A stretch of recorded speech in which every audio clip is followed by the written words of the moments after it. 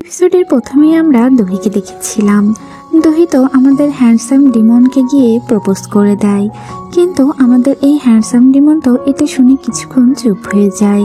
আর এরপরে সে সেটাকে কি করবে বুঝতে পারে না, কিন্তু সেখানে সবাই তো ওদের দিকে তাকিয়ে থাকে কি হবে এটা শোনার জন্য। তখন আমরা দেখতে পাই আমাদের এই ডিমন তো সেটাকে ফিরিয়ে দেয়।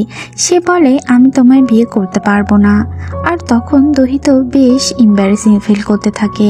সে ওইখান থেকে চলে আসে আর তখন মিডিয়ার সবাই তাকে ছবি উঠাতে থাকে। এরপর আমরা দেখি সেখানে তো দুইটা বাচ্চা একটা মদের বোতল নিয়ে ওর ওই দাদির ঘরে ঢুকে, আর সেখানে ওটা রেখে টেবিলের নিচে লুকিয়ে পড়ে।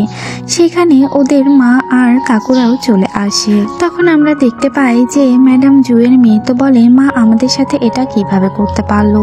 তখন তার বড় ভাই বলে আমাদের যা দেওয়ার ছিল মা আমাদের দিয়ে দিয়েছে, আর তাই কিছু আর আশা করো না। এরপর আমরা দেখতে পাই সে মনে মনে ভাবতে থাকে একবার সে একটা ভুল করেছিল, কিন্তু তখন ম্যাডাম জু তাকে কিছুতেই ক্ষমা করেনি। এরপর আমরা ম্যাডাম জুয়ের পরিবারের আরেকজনকে দেখি। এই ছেলেটি তো দেখতে পাই যে ওইখানে একটা প্রজাপতি ছিল, আর সে তার মুখে সিগারেটটি ফেলে ওই প্রজাপতিটি পা দিয়ে ধরে ফেলে। এরপর আমরা দহি আর আমাদের হ্যান্ডসাম ডিমনকে দেখি। তারা গাড়ি করে যাচ্ছিল, কিন্তু সেখানে তো সে খুবই এম্বারেস ফিল করছিল আর বলছিল তুমি কেন আমার পিছন পিছন আসলে, তুমি তো আমায় ডিনাই করে দিয়েছো। তখন আমরা দেখতে পাই আমাদের এই হ্যান্ডসাম ডিমন বলে যে আমি তোমার বডিগার্ড, তাই আমি কোনো কাজই না করে চলে যেতে পারি না, আমি আমার কাজ ঠিকভাবে করি। এরপর দেখা যায় যে দহি বলে যে তুমি কিছু মনে করো না, আসলে আমি রাতে ঘুমাতে পারিনি তো এই জন্য ভুলভাল বলে ফেলেছি। এরপর আমরা দেখি সে তো মিউজিক অন করে, কিন্তু এতে করে শুধু বিয়ের গানগুলোই আসছিল। তখন দহি বলে এই গানগুলো আমার সামনে থেকে তাড়াতাড়ি সরাও। গুয়ান তো তাকে বাসায় পৌঁছে দেয়, আর এরপরে সে খেয়াল করে গাড়ির মধ্যে একটা চিঠি রয়েছে, যে চিঠিটি ম্যাডাম জু দিয়েছিল। এরপর আমরা দেখতে পাই আমাদের দহি তো বাসায় চলে আসে, আর এরপর সে একা একাই আমাদের হ্যান্ডসাম ডিমনকে রাগ করতে থাকে। আর সে ওই চিঠিটি দিতে এসে এগুলো শুনতে পায় আর সেখান থেকে ফেরত চলে যায়। এরপর আমরা দেখি সেখানে কিছুক্ষণ পর ম্যাডাম জু এসে ভাতিজে আসে, আর সে এসে দহির সাথে কথা বলে। দহি বলে আমি এটা কিছুতেই মেনে নিতে পারছি না যে ম্যাডাম জুকে হত্যা করা হয়েছে, আর আমার এই কিলারকে কিছুতেই আমি ছাড়বো না। তখন ওই ছেলেটি বলে আমিও তোমার সাথে আছি। আর এরপরে ওই ছেলেটি বলে যে তুমি যাকে প্রপোজ করেছিলে তার নাম কি গুয়ান কিনা, আর এই ছেলেটিকে তুমি কেনই প্রপোজ করেছো, এই ছেলেটি কি তোমার বডিগার্ড নাকি। তখন দহি তো কথাগুলো এড়িয়ে যায়। এরপর আমরা গোয়ানকে দেখতে পাই। সে তো তার সেক্রেটারির সাথে কথা বলতে থাকে। তার সেক্রেটারি বলে যে আজ দহির সাথে তোমায় কি কি হয়েছে। তখন ও জানায় যে আজকে আমাকে ম্যারেজ প্রপোজাল দিয়েছে। এটা শুনে সে তো বেশ চমকে যায়। এরপরে আমরা দেখি ওরা ওই বিষয়টা নিয়ে কথা বলতে থাকে। তখন তার ওই সেক্রেটারি বলে যে তুমি বডিগার্ড মুভির মতোই হয়ে গিয়েছো। তখন তার সেক্রেটারি বলে তুমি কেন ওকে ফিরিয়ে দিয়েছো, তুমি তো ওকে একসেপ্ট করতে পারতে, কেননা মেয়েটি দেখতে যথেষ্ট সুন্দর ছিল। তখন আমরা দেখতে পাই আমাদের ডিমন তো বলে যে তুমি তোমার কাজ করো, এগুলো নিয়ে তোমায় ভাবতে হবে না। এরপর আমরা দেখি ওই ছেলেটি তো দহির সাথেই থাকতে চায়। ছেলেটি বলে আমি আজ এখানে থেকে যাচ্ছি, কেননা তোমার সুরক্ষার জন্য এখানে আমার থাকাটা বিশেষ প্রয়োজন। কিন্তু দহি তো তার কাছ থেকে কুশন নিয়ে ওর হাতে ওর জ্যাকেটটি ধরিয়ে দেয় আর বলে আমি একাই থাকতে পারবো, তোমার এখানে থাকাটা ঠিক হবে না। এরপর আমরা দেখি দহির ফোনে একটা SMS আসে, আর এরপরে সে চেক করে একটা লিঙ্ক দেখতে পায়, আর যে লিঙ্কের মধ্যে ছিল যে সে আজকে একটা ছেলেকে প্রপোজ করেছে, অর্থাৎ তাদের এই ঘটনাটা এখন পুরো ভাইরাল হয়ে গিয়েছে। সে এটা দেখে বেশ অবাক হয়ে যায়। এরপর আমরা গোয়ানকে দেখতে পাই। গোয়াংয়ের কাছে ওই মেয়েটি আসে, আর এরপরে সে এসে তো আমাদের গোয়াংয়ের উপরে চিল্লাচিল্লি করতে থাকে। সে হাতে ছুরি নিয়ে বলতে থাকে যে তুমি এই কাজ কিভাবে করতে পারলে, আর এই মেয়েটি তোমাকে কিভাবে প্রপোজ করলো। আর তখনই আমরা দেখতে পাই আমাদের দহি তো ডিমনকে ফোন করে, আর সে এই ফোনটি রিসিভ করলে তখন সে জানায় যে দেখা করতে চায়। এরপর আমরা দেখি গোয়ান তো তার সাথে দেখা করতে চলে যায়, আর গিয়ে দেখতে পাই যে সেখানে তো আমাদের দহি বেশ অবাকভাবেই দাঁড়িয়েছিল। সে কি করবে বুঝতে পারছিল না। তখন দহি তাকে বলে যে তুমি কি এই নিউজটি দেখেছো কিনা, তুমি আমাকে পুরো দুনিয়ার সামনে একদম এম্বারেস করে দিয়েছো, আমি এখন কোথাও বের হইতেই অনেক লজ্জা পাচ্ছি। তুমি এই কাজটি কিভাবে করলে? আমি কি দেখতে খারাপ কিনা? তুমি আমাকে একসেপ্ট না করেও কোনো কথা না বলতে পারতে, কিন্তু তুমি সবার সামনে কিভাবে না করে দিলে?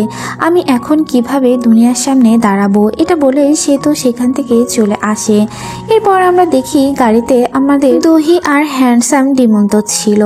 তখন আমরা দেখতে পাই আমাদের ডিমন্ত ওর সাথে এই বিষয়গুলো নিয়েই কথা বলতে থাকে, কিন্তু দহি অনেক বেশি ক্লান্ত থাকে আর এই জন্য সে ঘুমিয়ে পড়ে। এরপর আমরা দেখতে পাই আমাদের এই ডিমন্ত তার দিকে তাকিয়ে থাকে, তার সৌন্দর্য সে দেখতে পায়। এরপরে আমাদের এই গুয়ান তার হাতটি ধরে ফেলে। এরপর আমরা দেখি ওরা তো ওদের বাসায় পৌঁছে যায় আর তখন দহি ঘুমিয়েই থাকে।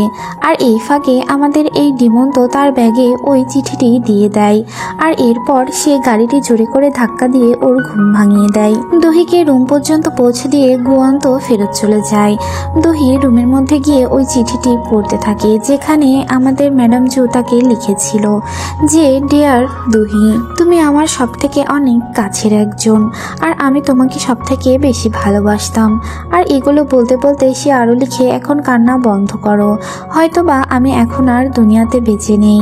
আর আমাদের দহি তো সত্যি তখন কাঁদতে থাকে। এরপর আমরা দেখি দহি পুলিশ স্টেশনে যায় আর সেখানে ফ্ল্যাশব্যাকে আমরা দেখতে পাই দহি সেখানে গিয়েছিল যেখানে ওর ম্যাডাম জুয়ের অফিস ছিল। আর সে গিয়ে দেখতে পায় যে ওইখানে পুলিশ রিপোর্টাররা সব কিছুই ওদের রিপোর্ট করে দেয় আর তার ছেলে তো এগুলো ছিঁড়ে ফেলে। এরপর আমরা দেখি যে ম্যাডাম জুয়ের এই মৃত্যুর সব অনুষ্ঠানে কমপ্লিট হয়ে যায় আর ওইখানে আমাদের ওই লোকগুলোও দেখতে পাই, যেই লোকগুলোর বসকে আমাদের ডিমন মেরে ফেলেছিল। তারাও প্রচুর কাঁদতে থাকে আর প্রতিশোধের আগুনে জ্বলতে থাকে। তারা বলে যেভাবেই হোক এই ডিমনকে ধরতেই হবে। এরপর আমরা দেখি যে গুয়ান একটা জায়গায় গিয়েছে আর যেখানে সবাই ওকে অনেক বেশি সম্মান করছে। আসলে এটা তো ওর স্বপ্ন থাকে। তখন ওর সেক্রেটারিকে ও বলে যে, আমি আগে মানুষ ছিলাম, কিন্তু কিভাবে ডিমন হলাম এটা আমি কিছুতেই মনে করতে পারি না।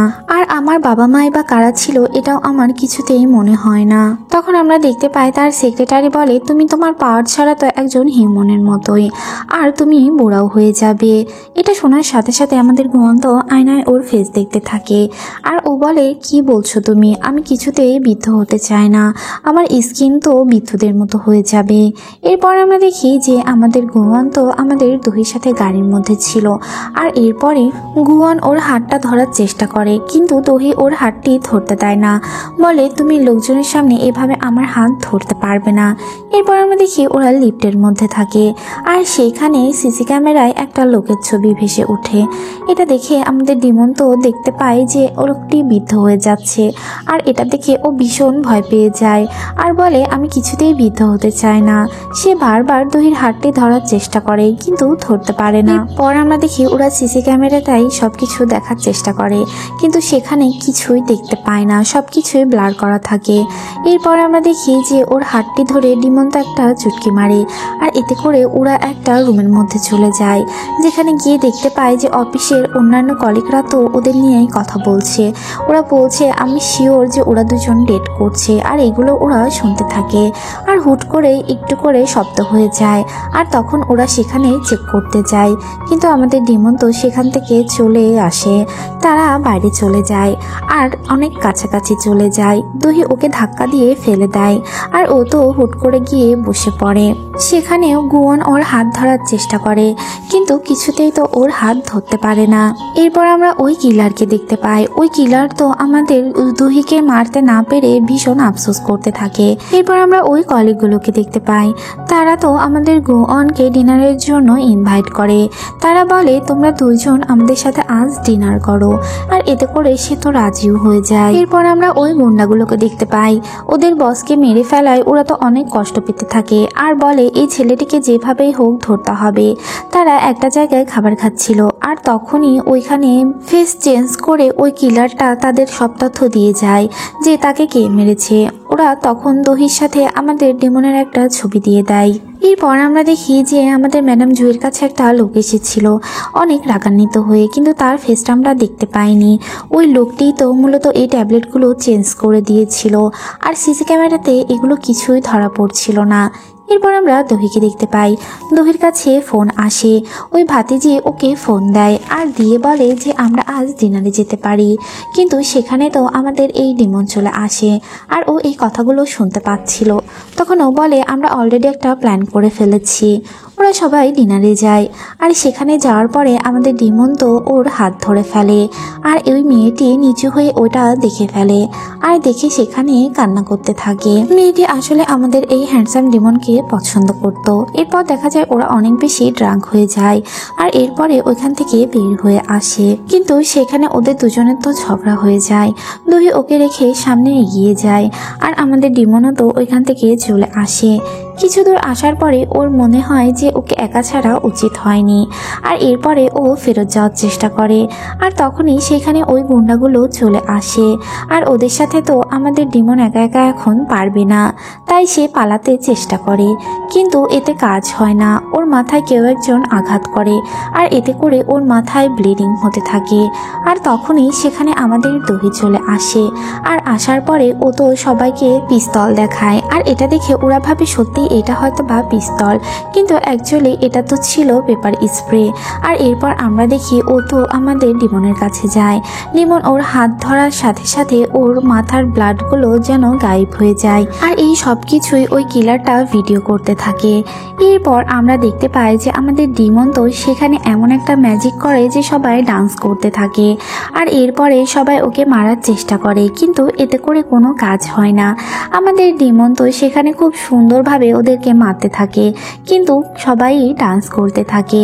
সে দহির সাথে ডান্স করতে থাকে আর এখানে অনেক সুন্দর একটা রোমান্টিক মোমেন্ট সৃষ্টি হয়, কিন্তু যেটা অনেক বেশি ফানি ছিল। আর এই মুহূর্তে আমাদের এপিসোডটিও শেষ হয়ে যায়। এপিসোডটি ভালো লাগলে চ্যানেলটিকে সাবস্ক্রাইব করুন, লাইক করুন, কমেন্টস করুন আর পরবর্তী এপিসোডগুলো দেখতে চ্যানেলটির সাথেই থাকুন। Thanks for watching. আল্লাহ হাফেজ।